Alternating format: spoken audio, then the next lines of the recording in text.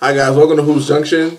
Today we're doing our Western Conference 2016-2017 preview. First things first, let's get things out the way. There's been a crazy power shift in the West. I mean, Golden State was already at the top, but with the acquisition of Kevin Durant, they're the first team in NBA history to have 4 All-NBA players. Get it? That means All-NBA, like all team, all defense, whatever, all offense, whatever the case is. First team, NBA history, to have all 4. You know what I'm saying? If you look in the history, like, there's always been teams with 3. Will Chamberlain, Jerry West, and the boy, oh my God, is gonna kill Elgin Baylor. There you go. Then you had the Knicks, Rolls Royce backcourt, Willis Reed, Earl Monroe, and Walt Frazier. She had Shaq, Kobe, and let's just say we throw a big 3 in there or whatever. LeBron, Wade, Bosh. First team to have 4 All-NBA players.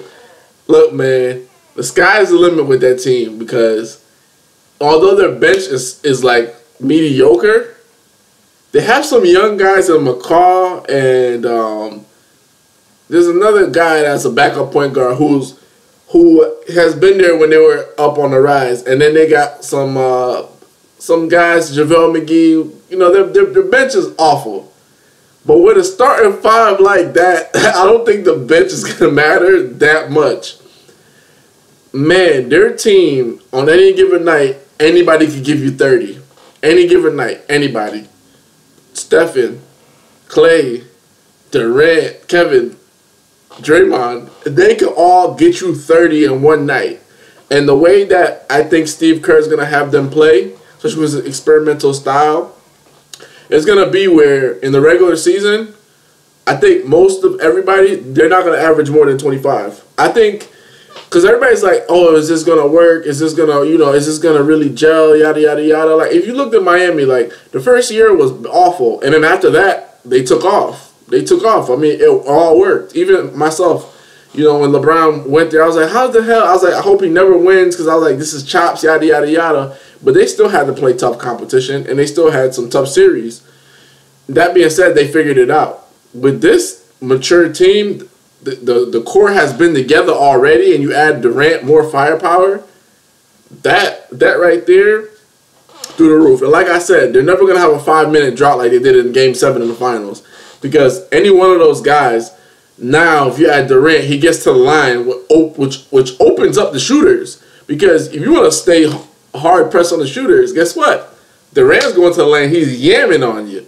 So pick your poison with them. But of course, they're gonna go to Western Conference Finals. That's a given.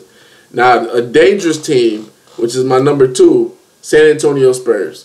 Still have Kawhi, added Gasol, still have Aldridge, still have Danny Green. So you still have that 2-headed monster on the perimeter defending. Then you have Aldridge in the paint, and then you have Gasol in the paint. Gasol is a great positional defender, and he can grab rebounds. And they still have Tony Parker. So their team is still intact besides Tim Duncan leaving. So they're going to make noise in the West. The West has like dwindled a little bit because of that move what Durant did. But it's still going to be some teams here that's going to be up there. Portland, I want to see if they could still maintain that 4 spot. If they could get up there. If they could get up there and maintain that spot. Another team, which has always been a disappointing team year in and year out, is the Clippers. The Clippers, I think they should have broke up maybe 2 years ago. 2 years ago. Or was it last year? And it's very unfortunate that they got hurt in the playoffs against the Portland because, honestly speaking, when the Clippers beat the Spurs, I was like, oh my goodness, they just beat the only team that could actually beat the Warriors. And then when they play in the Portland, Chris Paul breaks his hand. What's his name? Blake Griffin gets a knee injury, and it just killed their momentum. I got Damian Lillard a lot of credit, but if Chris Paul's healthy, Blake Griffin's healthy, they're not going to the semis. They're not going to the semis. And we got that crazy showdown, that rivalry between the Clippers and the Warriors, which we didn't get. So after this year, if they can't go to the Western Conference Finals or even the NBA Finals, a trade has to be made. They got to get rid of Griffin, or they got to get rid of Paul, or a trade has to be made because everybody has stayed the same. You know, Chris Paul has always been that point, and I hate to use the word God, but point guard. I can't talk any more highly of him. I can't talk any more negatively of him. Like, he's beyond reproach to me. Besides, like, over dribbling, he averaged 19 and 10. He's top defensive. He only averaged like 2 turnovers, which is stellar for a point guard. He does everything the right way. So for him to year in and year out suffer and not get to the Western Conference Finals, NBA Finals, he's never been to conference finals, period, on each side. It's hurtful. So after this year, they got to make a change. They got to trade Blake for Gasol, or they got to bust a move. They got to do it, and they got to revamp their bench. Or if anything, Chris Paul could request a trade, like, hey, man, get me up out of here. I'm done. Like, this is not it. This is not it. Get me to the Knicks. He wanted to go to New York, or get me to Atlanta. You know, he needs to change the scenery. If they can't do anything this year, because to me, Western Conference Finals is the minimum. If they can't make it there, then forget about it. Like, that's it. They're done. They reached their ceiling. And all the players have reached their ceiling. Like, Blake still does the same moves. DeAndre Jordan still punch dunks. All his points come off of alley-oops. Who else? J.J. Redick, he's just a shooter. He's not a playmaker, so it hurts them. That's it, man. That's it. Like, they can't do anything this year, forget about it. Like I said, Trailblazers is a great sleeper team. I think they're going to be even great. I think they could get the 4 or 3 spot. They got size now, easily. They had somebody else besides Ezeli. But then they got Evan Turner, which is size at the small forward spot. So their team, man, McCollum, Lillard, they have all guys that can handle. They have guys that can shoot. They have size now. So they're going to be a force to reckon with. Moving on. Dallas. I like Dallas. Only problem with Dallas, they lack athleticism. They brought in Harrison Barnes, which is great. And I feel like Harrison Barnes had a horrible finals, and that's why they traded. I mean, that's why they just didn't resign him or whatever. They went for Durant. I feel like if Harrison Barnes played the way he was supposed to play, and he hit like some of those threes that he missed in the finals, he missed like 5 threes. He makes a couple of those threes, they win the championship. So if they win the championship, they keep him. Now he's been a little bit exiled, but guess what? It's great because when you come off a championship team, you get overpaid. You get overpaid. So guess what? He's overpaid now. And I mean this in the nicest possible way. But let's see what he does. Is he going to come out and do them good? Because right now, they lack athleticism, and it hurts. Nowitzki can't guard anybody. Darren Williams can't guard. I was watching the preseason, and Darren Williams is just getting blown by, like, easily. Like, Wes Matthews, he's a great shooter, but the athleticism isn't there since he tore his Achilles. And you guys all know, once that Achilles goes, it's very hard to be athletic. So, but I like their team. Like, I think their team is a solid team. Like, half-court basketball, I think if they could get into the playoffs anywhere, they could force games. Like, I feel, because they did that against OKC. They forced a game. I think OKC beat them in 5 or 6, but it wasn't easy. It wasn't easy at all. So, moving forward, the other team in Texas, which is going to be kind of an iffy team, but if they get this together, it's going to be great. Houston Rockets. If they could get James Harden to play point guard the way that Mike D'Antoni wants him to play, a la Steve Nash, they're going far. Because James Harden can get to the basket at will. Now he has extra shooters. You know, he has Patrick Beverly when Beverly gets from injury. You have Beverly. Then you have Eric Gordon, Trevor Ariza. They all space out the floor. Ryan Anderson, another. They got 4 guys that could shoot the 3 besides James Harden. And then you have Nene, who could shoot. And then you have Capella, shoot mid-range and rebound. And you have Capella, which is, to me, and unfortunately, I hate to say this, an upgrade from Dwight Howard. Because he's young, he doesn't have that negative, he doesn't want to be liked, he doesn't care about that, he's just doing his job. That being said, you have that. So it's going to be crazy to see if that works. Because if they could get that 7 seconds or less down, and then defensively, if James Harden could just play positional defense, then guess what? Eric Gordon can defend perimeter. Trevor Ariza could defend the perimeter. Nene and Capella, they could defend the interior. So everybody around James Harden can defend. Same thing like with the Knicks, like how I was alluding to in my Eastern Conference preview. Everybody around Melo can defend. So all he has to do is score. Courtney Lee can defend. Derrick Rose can defend. Noah can defend. Porzingis is a pretty good defender. They all can defend. So Melo could just shoot. Same thing with Harden. But then in this case, Harden cannot shoot the way he wants to. What he has to do is facilitate. And if he could get a few more plays to his teammates, that those inefficient, like he goes, like something goes 11 for 20, you know, now I'm 11 for 20. That's 11 for 23, 7 for 21. Those games are they're gonna be few and far between because he's gonna have teammates to spread the wealth with. So they're gonna be a solid team if they could get that together. Because defensively, I feel like innately they got guys that can defend. But with the Mike D'Antoni system, be careful because he might quit on you mid-season if you're not doing it right. So that's a word to the wise for Daryl Morey. So this year, I think Daryl Morey's job is on the line this year. If he doesn't get this right with the analytics and the three-point shooting and bringing in D'Antoni, it's a wrap. Whoever's the owner of Houston, get that red phone and push the button. He's done. Get him out of there. All right, another team that's going to be a pretty good, solid team that, you know, is not getting a lot of burn. Let me make sure I got everything. We already talked about Clippers. We already talked about Golden State. We already talked about Portland. We already talked about the Mavericks. We already talked about Dallas. A young team, two young teams I want to give you. The Pelicans, they're going to make the playoffs. They're going to be pretty good. They're pretty good. If Davis is healthy, because right now everybody's wondering about his injuries and stuff like that. So we'll see. But you know, they say like DeMarcus Cousins is the best big man in the league. Intangibles, yes. Talent, yes. Raw talent, yes. In terms of play, no, because he's very inconsistent. Like, if he could consistently get his numbers, like how Shaq did, hands down, best big man.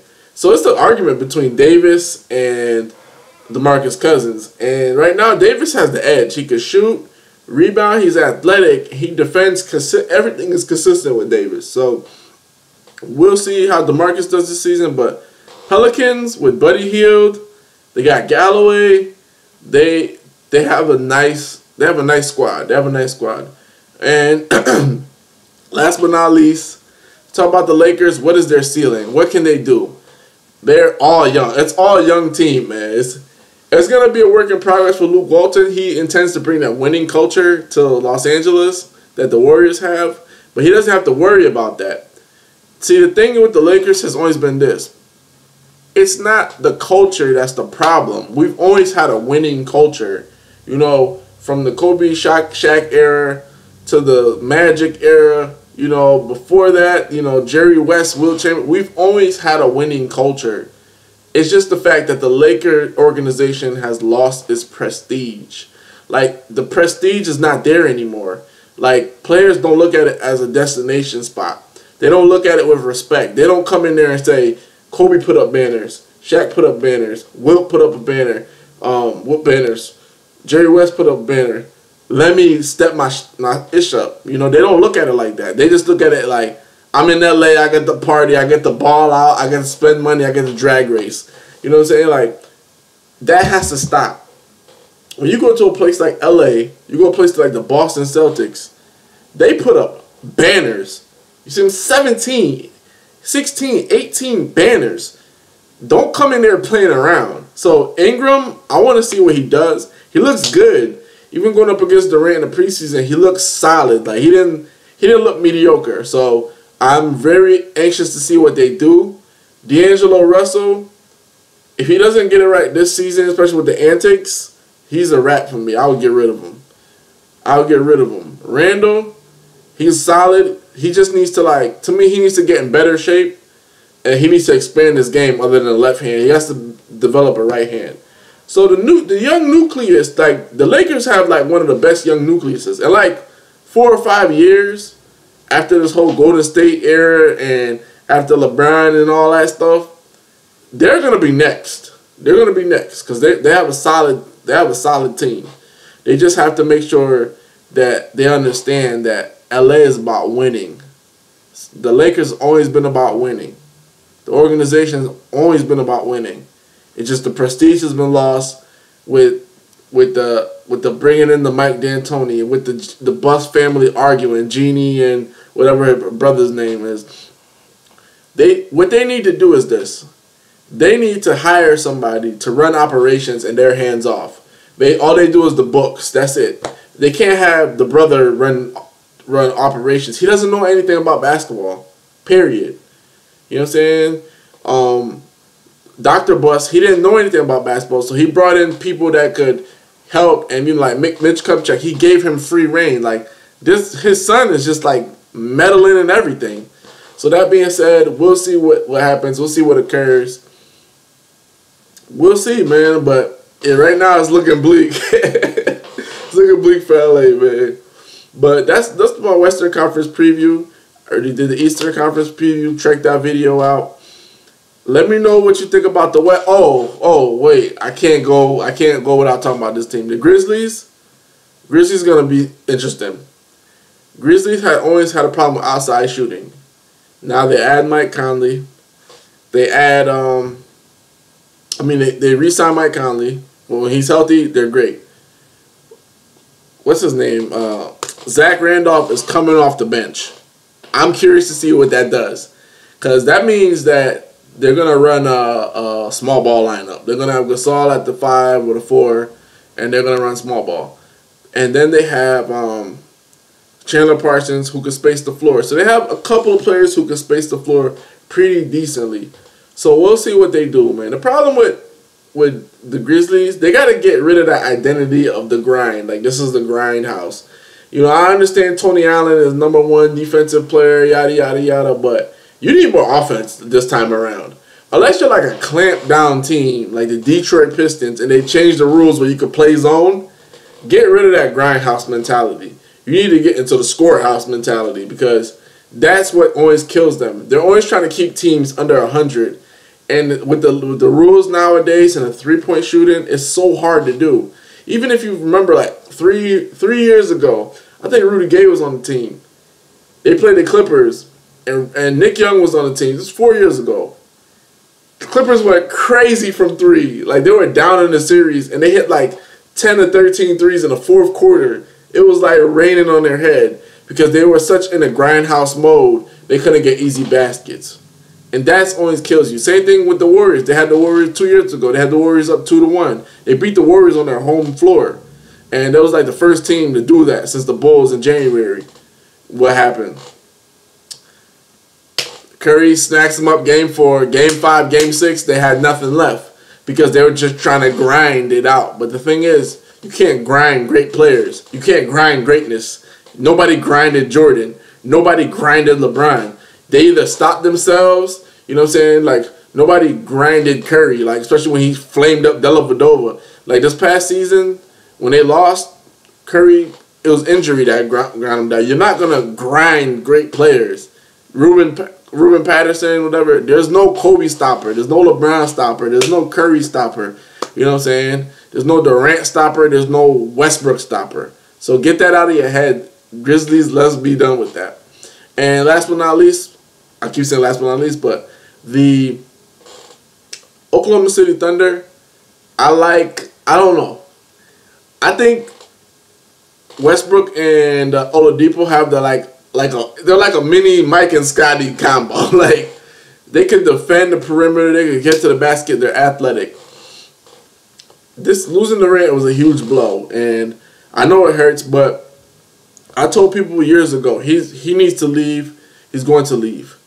Best position for him to go is San Antonio or to go to the Warriors.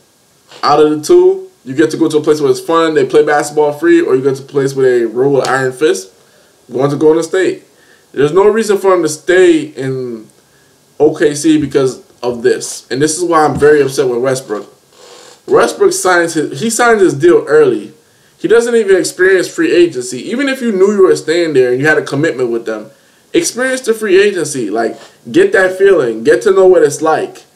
Because the way that he signed his deal, he's going to be there for a few seasons, and he's going to be like, He's gonna hit his head on his head and be like, what did I do? Like, why did I do this? Because besides Oladipo, they don't have big scoring threats. Cantor is not a big scoring threat. Even he's like offensively great. He's great, but he can't play defense. Adams doesn't have any post moves, and you know they don't have like the microwave and James Harden. They got rid of Ibaka. They did everything too late, and that's the thing. Like OKC is behind the curve because when they have talent, they don't want to spend money. They want to stay below the budget. They're always trying to stay below a budget. Like, dude, when you have Durant, Westbrook, KD, Serge Ibaka, when you have all of those players, pay the tax. You went to the NBA Finals. You lost in 5 because that was your first time there. You didn't know what to do. Then if they signed everybody, kept them together, they would have came back and won the NBA Finals. They would have came back and won the NBA Finals. But the simple fact that they were so cheap and didn't want to bring in great players. I mean, they never went after Jamal Crawford. They never went after Kevin Love. Even though Kevin Love wanted to go to Cleveland, you could have made a push like, look, we know you want to go to Cleveland. Let's come over here. You know, we'll work something out. They never got them the proper help. You know, Westbrook and Durant. It's like you can always say like, oh, they're like a 1-2 punch, but get this. Garnett and Marbury didn't work out. They were a 1-2 punch. Minnesota just didn't get it. It's the same thing with OKC. Their GMs just don't get it. They understand books. They understand numbers. They don't understand I have talent. Like Russell Westbrook, Kevin Durant, once-in-a-lifetime talent. Spend all the money in the world to get them what they need to go far. And they never did that. Even like they could have made pushes to get Zach Randolph. They could have made pushes to get certain players to bring them in. J.J. Redick's of the world. You know, because they never really had a good 2 guard. They could have went and got J.J. Redick. They could have done things. I'm pretty sure they could have. They just don't do it because it doesn't fit with our balance sheet. Now your balance sheet is going to get even more messed up because fans, after a while, if you start losing, they're not going to be paying attention to that. OKC has potential to be a 6 seed to me, a 6 seed, honestly, because Russell Westbrook, he doesn't play under control. And in these circumstances, with all of this freedom, he doesn't have to worry about anybody being on his back about anything. He's going to play even more free, more turnovers, more bad shots, more drives to the basket that don't go in, just crazy stuff. And I love Westbrook. I think he's a great, great point guard. I think he's awesome. But I don't think OKC is it for him. I don't think OKC was it for Durant when Durant left. He needs to leave too. I feel like Westbrook could have went, if he went to the Lakers, he'll have more success there, and the team is rebuilding. That's how bad I look at OKC. I just don't like their composition. I don't like the way they do books. I don't like the way they do the roster. Yeah, the Ibaka always kept shooting threes. He never got closer to the basket. Never. The 1 year he was close to the basket when they went to the finals. Other than that, a wrap. So they got everybody out of there. They're trying to rebuild. I like Oladipo there, but Oladipo is like a mini Westbrook, like just minus the jumper. Westbrook's jumper is more consistent.